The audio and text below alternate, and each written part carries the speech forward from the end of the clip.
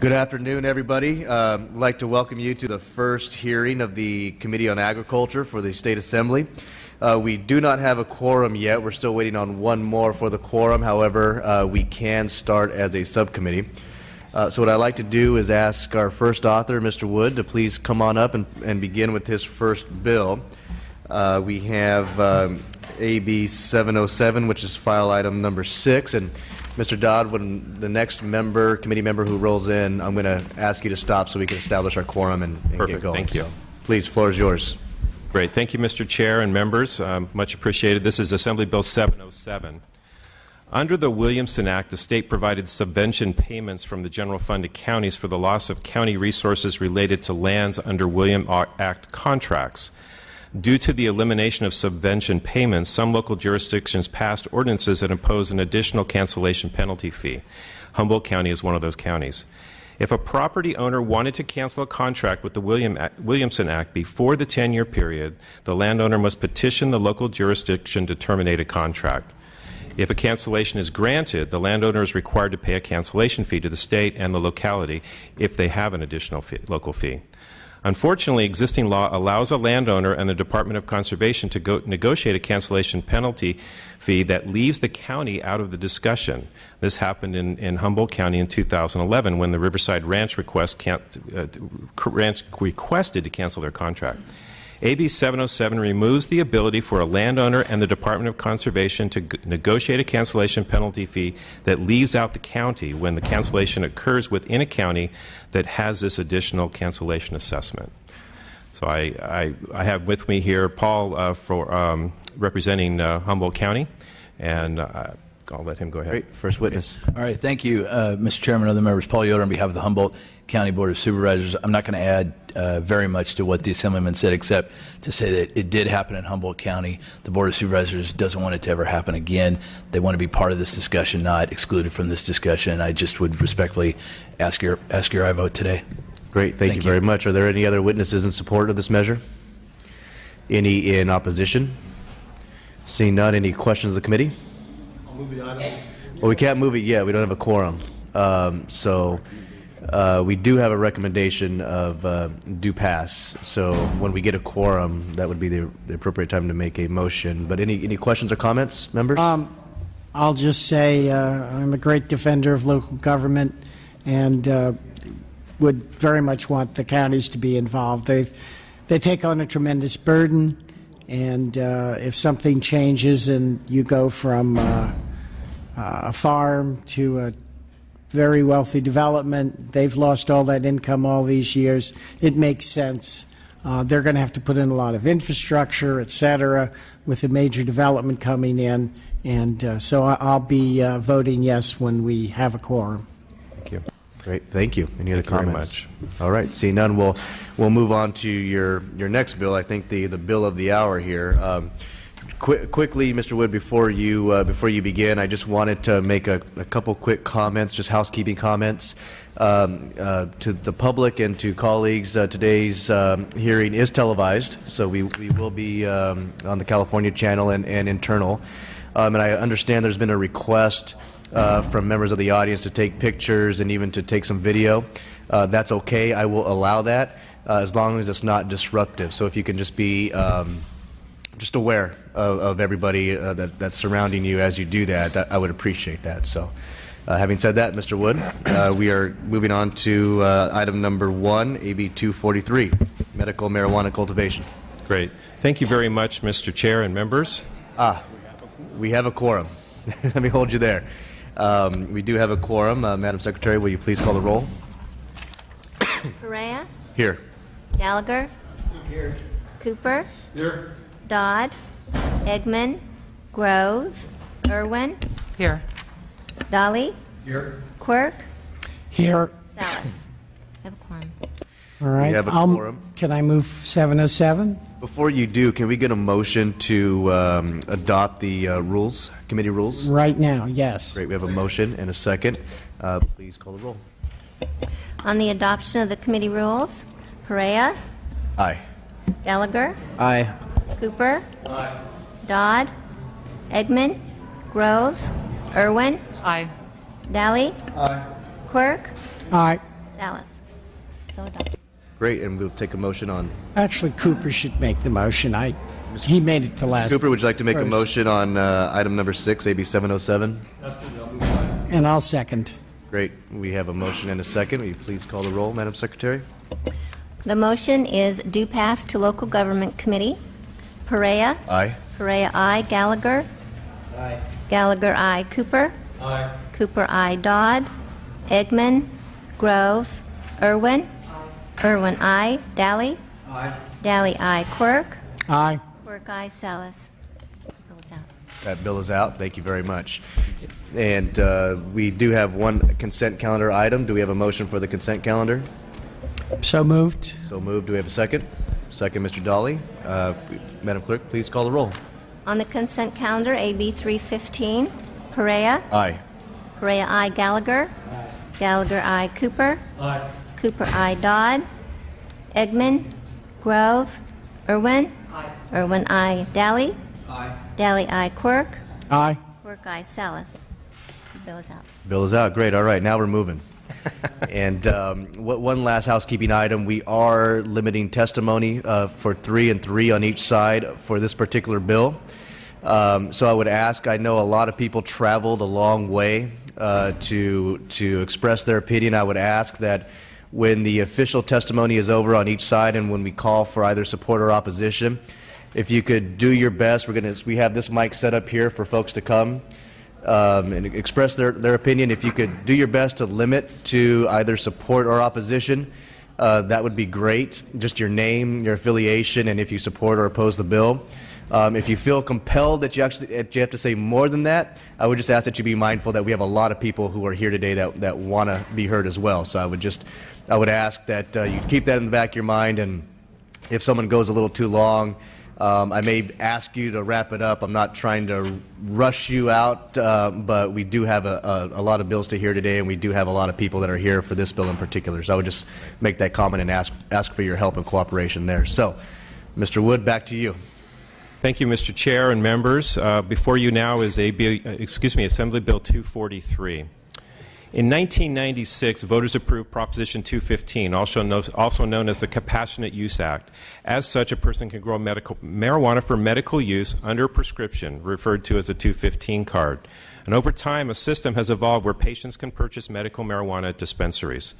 For the past 18 years, medical marijuana growers and medical marijuana patients have lived in a murky gray area where state and federal law are in direct conflict, and quite frankly, it has prevented us from establishing reasonable environmental protections to already impacted watersheds. Currently, there are very few environmental regulations for medical marijuana growers. Adding to that, large, flourishing, and destructive grows by people motivated only by profit, and we are seeing unimaginable environmental damages to the North Coast region of the state. We are seeing unpermitted land grading, road construction, illegal stream diversions, discharge of sediments and pollutants into waterways, as well as contaminations of water and soil by pesticides, rodenticides, fertilizers, and fuels. Mammals, birds, and fish are dying horrible deaths because of poisons left to protect crops that are left behind long after growers leave an area. Last year, a thriving and healthy stream, Sproul Creek in Humboldt County, went dry for the first time that anyone can remember, which devastated the water's ecosystem. Home to 5 endangered salmon species, including the coho salmon, unfortunately, state officials believe the stream went dry from illegal diversions of marijuana cultivators. In an effort to protect the environment last year, the governor approved a $1.8 million appropriation to create a multi-agency pilot program in Northern California called the Watershed Enforcement Team, or WET. The WET consists of a partnership of the State Water Resources Control Board, the North Coast Regional Water Quality Control Board, and the California Department of Fish and Wildlife to minimize harm to wildlife and watersheds. AB 243 will continue the momentum of WET by establishing parameters that can guide statewide standards. My bill directs all 9 regional water quality control boards to develop environmental protections to address wastewater discharges from marijuana farms. But we cannot address the environment without looking at the source, cultivation. AB 243 also seeks to establish a regulatory system that places some basic parameters around the cultivation of medical marijuana. As written, my bill also establishes a program to help law enforcement properly identify medical marijuana plants. The bill also puts into place some basic standards for indoor and outdoor medical marijuana farmers by requiring a permit to be obtained to cultivate, minimum distance from schools, ensuring that farms are securely enclosed, posting requirement of a state-issued medical marijuana ID.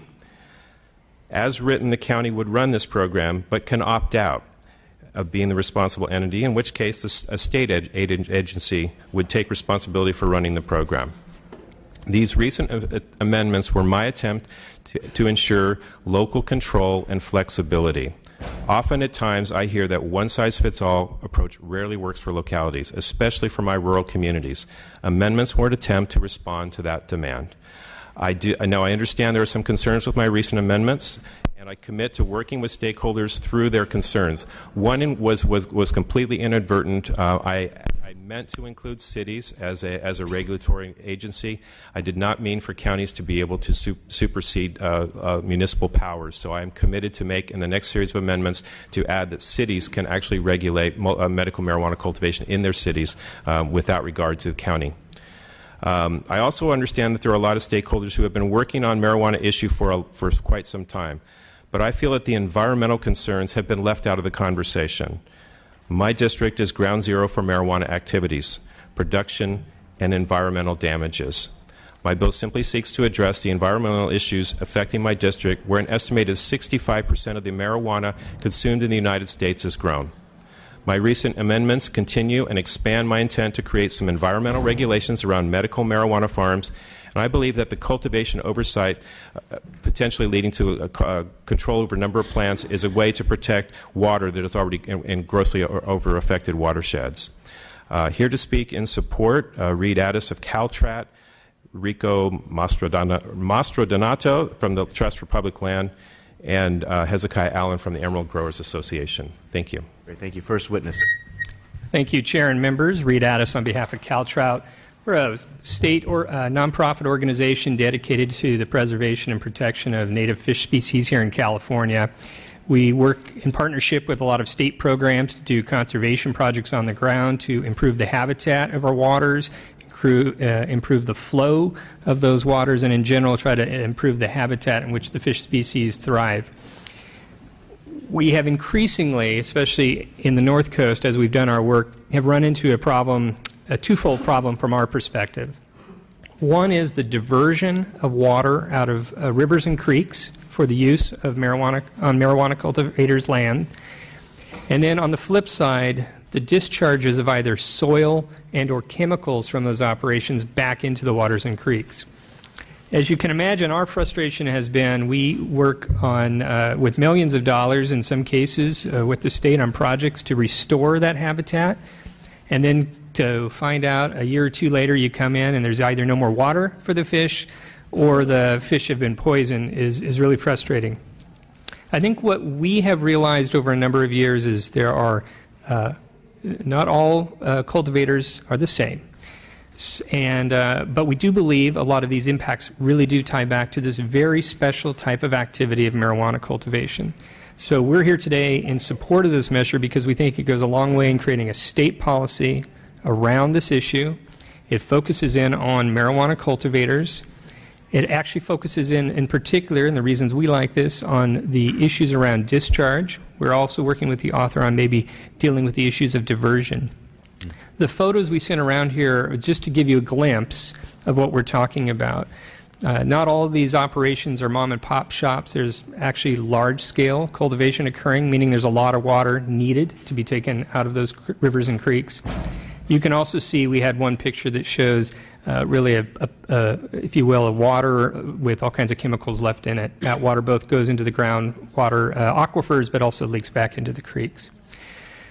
So we appreciate this effort today. We're hopefully this committee will pass this measure out. We know there may be a couple more issues that need to be worked out, but we hope at the end of the day there's an appropriate set of policies between the state and the locals to address these environmental concerns. Thank you very much. Thank you. Next witness. Good afternoon, Mr. Chair and members. Rico Mastrodonato with the Trust for Public Land. We're a national conservation organization who has spent about 40 years in California and working on the North Coast. so we're intimately familiar with this issue. We're in strong support of AB 243 and appreciate Assemblymember Wood and his staff's openness to addressing a policy framework for the environmental impacts of marijuana cultivation on the landscape. And as he mentioned, given his district is ground zero for this industry, that makes a lot of sense to us. Regarding this industry, this is a huge industry issue, and by all accounts, marijuana is the biggest cash crop in the state. In rural California, it probably is the biggest revenue generator in the state of California. And although we believe that most legal marijuana growers employ best practices to minimize the impact on the environment, there are massive illegal operations that are converting lands that are sensitive habitat and important watersheds to clear-cut toxic waste dumps, essentially. As Reed mentioned, the diversion of creeks and streams used by native trout are being used to store water, and then discharging that water laced with unregulated pesticides and fertilizers onto the rivers, lakes, and streams and landscape. And to complicate this matter further, from our perspective, we are certainly looking at recreational marijuana becoming legal in California as early as next year. So AB 243, we believe, is taking incredibly important steps to create a framework to address indoor and outdoor marijuana cultivation related to land conversion, grading, water usage, water quality, woodland and habitat protection. These are very important first steps, and TPL and the other environmental organizations, I think, are fully engaged with Assemblymember Wood to comprehensively address the environmental impacts. Medical and illegal cultivation of marijuana is incredibly profitable in California, and in our view, the cost for cleaning up the damage to land and water should be paid for by dollars generated by that industry, and we're working with Assemblymember Wood to figure that piece out. AB 243 is taking steps to address regulatory framework that will allow local and state officials to distinguish between those that are following the law and those that are not, and I think that's one of the most critical first hurdles to be cleared. We believe Assemblymember Wood is committed to being a champion on the environmental issues associated with cultivation. He's met with TPL several times and a number of other environmental organizations, and has been open to ideas from our community, and we will continue to work with his office to address this incredibly important issue. So I urge your aye vote. Thank you. Next witness. Thank you, Chair, committee members. My name is Hezekiah Allen. I'm the Executive Director of the Emerald Growers Association. We are a rapidly growing association of medical cannabis farmers and related businesses. At this point, we represent 150 farmer members in 15 counties, and we have supporters that are patients and other businesses that are related in several more counties. Today, we have members from across the state. I counted 11 counties represented at our lunch today, and we've actually asked our members not to each speak individually. I will ask them to rise and support when I close my comments, just in respect of time. Over the last 9 months, we have worked very closely with the State Water Board and the Regional Water Boards and the Department of Fish and Wildlife in developing the watershed enforcement team. The commitment to outreach, to collaboration, and to acknowledging that there is an environmental and public safety crisis caused by this unregulated agriculture has been very empowering to us as a community. It's very difficult for our community of farmers to come out of the regulated gray area and into this conversation. And being here today is a tremendous honor. It's a tremendous pleasure. Thank you, Jim Wood, for bringing this bill to the committee. I also want to note that being here in the Agricultural Committee is a tremendously important step for us. For several years, I've been working on this committee on this issue, and the response has been sort of we've been treated as the bad actors. We've been treated as criminals. And to be here today to really be able to say, no, we are small farmers. We are small farmers that are unregulated largely at this point, and we are here in support of increased regulation. We are here today extending our hands and our good faith, asking to work in partnership with the state government, with local governments, with local jurisdictions to solve this crisis, and to work together to bring our businesses into regulation and to move forward into a well-regulated community of small businesses. And so I really want to say that we've started here with natural resources. We've started looking at the environmental impacts, and that is a fantastic first step. We're working with the author. We've proposed some amendments and ideas for how we may help expedite this transition to regulation through access to existing incentive programs that exist for other farmers in the state, how we might encourage our membership to more quickly move into these regulatory programs. And our hope is that with the momentum we build here with AB 243, that we can very quickly move this entire industry, cannabis cultivation, cannabis farmers, into a reasonably regulated environment where labor, where the environment, where our businesses have the certainty that we need, and we can start to build a future that really does work for our businesses, for the watersheds, and for all of the people of the state of California. So with that, I would ask the folks here that have come to support this bill with us to please rise and show your support. There's several more, dozens of farmers in the hallway that couldn't make it in the room today, and thank you for the time, and we do urge an aye vote today. We are going to work with the author to dial in some specifics. Thank you very much. Great, thank you very much. I understand that's probably the rest of the group? That sounds like them.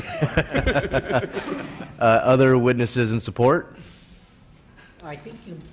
If you could just state your name and who you're with and your position. Mr. Chair, members, Patrick Leathers, Senior Counsel with Clean Tech Advocates. I'm pleased to be here on behalf of two clients, Conscious Cannabis Ventures. The CEO is Dr. Jonathan Cachet, a neuroscientist, and Heritage Associates, a group of medical marijuana practitioners in the legal community and arts and heritage, and that is part of Heritage Associates. I will talk about that later, so I will introduce Dr. Jonathan Cachet in support of this measure, and thank you. Great. Next witness, if you just your name and your position on the bill.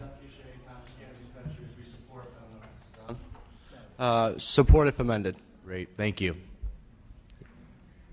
Good afternoon. Paul Mason with Pacific Forest Trust. We also appreciate the effort and support the bill. Thank you.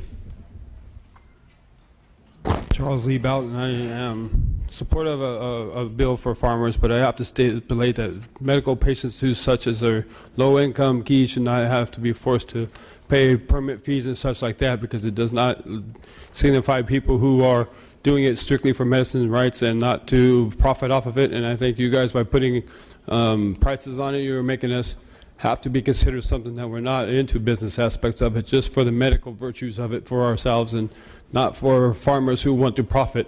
So I think you guys need to consider it. People who are truly using it as a medical needs should not be forced to pay fees to do that, because that puts us in a category of being drug dealers, and we're not.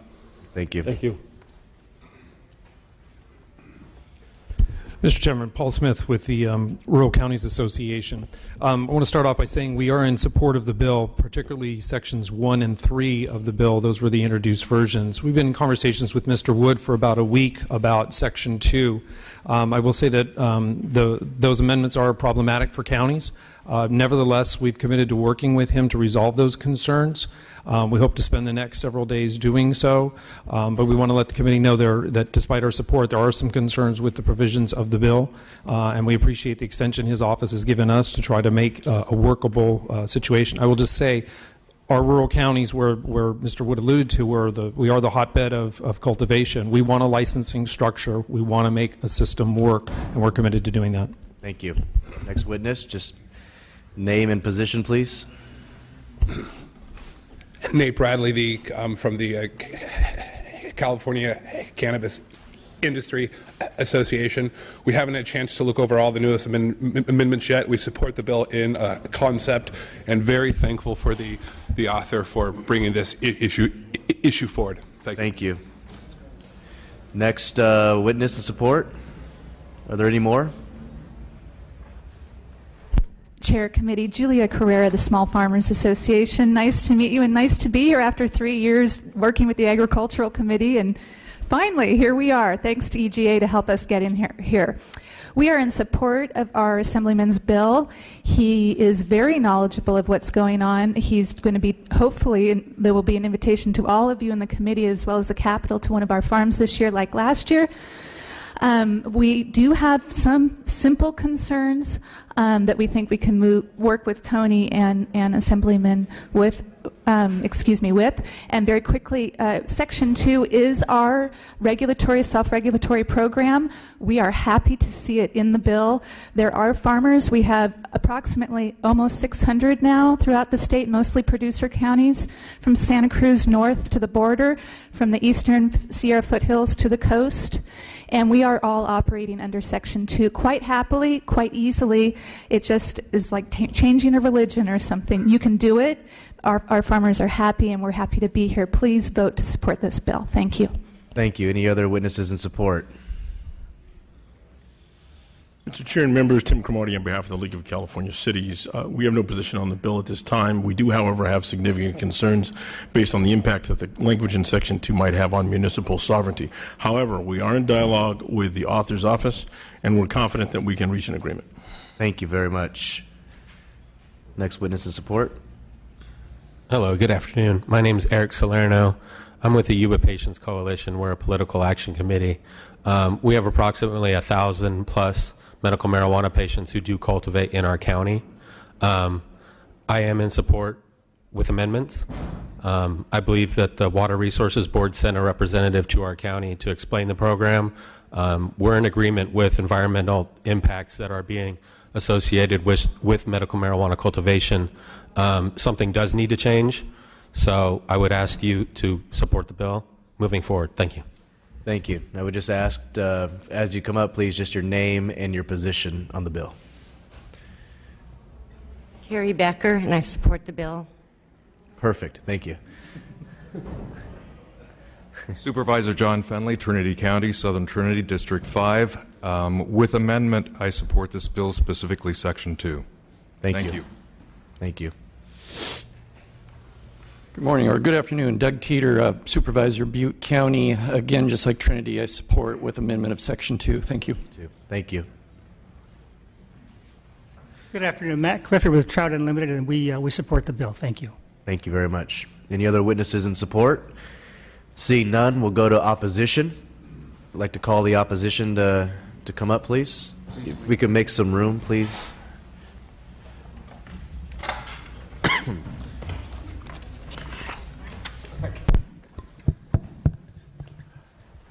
So I'm Dale Geringer, a director of California Normal and one of the original sponsors of the Compassionate Use Act, Proposition 215.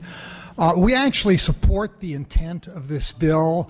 And we really think it's important that the medical cannabis industry be regulated like other agriculture, and this bill would go in that direction, in a useful direction. Our problem comes from one particular provision, that it requires permits of individual patients. This is really a violation of Proposition 215. Voters' initiative, patients have the right to cultivate with a doctor's recommendation. No permits can be required by the state. And there's even a Supreme Court decision on point on this, the People versus Kelly decision, which struck down as unconstitutional an attempt to put numerical state limits on the amount patients could cultivate for personal use. If this bill were amended to eliminate the permits for individual patients and just apply to collectives who grow for others, we would be able to support this bill. Thank you very much. Next witness. Yes, I'm Lynette Davies with Crusaders for Patients' Rights, and our concerns also on the patient base is that there hasn't been an allowance for the patients. We also are looking at what's in the bill right now as far as going to the sheriff's office in order to get your permits. Our sheriffs are not the type, our sheriffs shouldn't be doing the type of clerical work. We're looking at our sheriffs being involved in crime in our county, and we think that that is something that should probably be reviewed, because it also is one of those fear factors where you want somebody who's cultivating to go to your sheriff's department. Some of the others has to do basically with the zoning, that it has to be zoned, and that we're worried about people that have cancer will not be able to have their medication in their own homes and be able to cultivate. And because of the county's and cities that have been placing bans, I wanted to bring up also that today, just today, the Californians for Compassionate and Sensible Access have filed the first initiative at the Attorney General's office as a Patient's Bill of Rights. And I'm not going to read the whole thing here, but I will read number 2, which says that no state or local agency or body shall pass any law that impedes a patient's ability to obtain or cultivate cannabis in any manner that is consistent with any other floral cultivation and business in said jurisdiction. And what we're looking at is that cultivation in Proposition 215 was given as a right, not as a privilege. So we do support Assembly Members Wood for the rural farmers, especially having the 99 plant count limit on that. However, we are looking at patients not being covered adequately at this bill. So we're opposed only until it's amended, because I think if you have the right idea, I think you have the right access to be able to do it, and just a few tweaks on it. Thank you. Thank you very much. I would ask any other opposition, please just come state your name, affiliation, and position. Good afternoon, Kimberly Cargile with the Sacramento chapter of Americans for Safe Access. We do oppose it as it stands now, but we'd be happy to support it with amendments, some of which you have already heard today. Thank you. Wonderful. Thank you. Rich Miller from Health Education and Legal Patients' Rights in El Dorado County. American Alliance for Medical Cannabis opposed this bill unless amended. We appreciate all the work that's going there. We know it's there. Just got to get a little more tweaking here, and we'll have it ready to go. Thank you for your support. Thank you. Kathy Thielen with Yuba County ASA. With amendments, we could probably support the bill, but as it stands, no. Thank you. Sarah Wildwood. I'm a small farmer, produce farmer in Santa Barbara County, and I think that the intent of the bill is very positive. However, it's addressing two different things. First of all, it's illegal cultivation of marijuana that is destroying watersheds. Just as in where I am, orchards will divert water there, and so it's happening all over because of the drought. So we have that issue, the illegal cultivation of marijuana, and then also an attempt to regulate legal cultivation of marijuana. So I would support the bill if they were separated out. And I do believe that our current legislation already covers illegal diverting of water. And Great. If you want to regulate cultivation of marijuana, that should be a totally separate bill. Thank you very much. Appreciate your testimony. Any other witnesses in opposition?